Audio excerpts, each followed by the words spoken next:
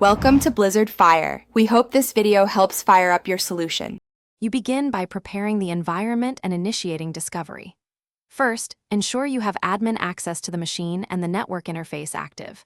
Next, find your device IP and gateway so you know the subnet to scan. Use ipconfig or ifconfig. Once done, choose the scope, single host, a local subnet like 192, 168, 1, 0/24 or a public range, and pick your initial method, passive discovery, browser checks, or an active port scan to reveal proxy daemons.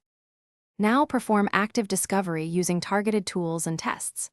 Start with a fast TCP port scan against known proxy ports like 3128, 8080, 1080, and 8000. Nmap is ideal for that.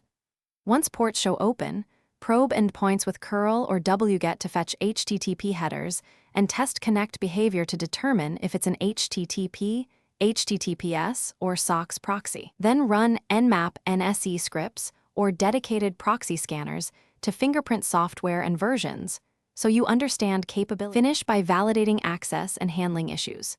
Configure your browser or system proxy settings to point at the discovered host and port, then request an external resource to confirm traffic flows through the proxy.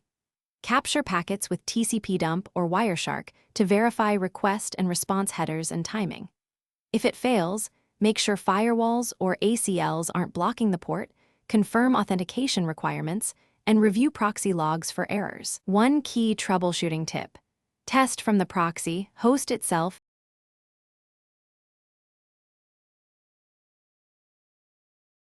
Thanks for watching. If you found this helpful, don't forget to like and subscribe.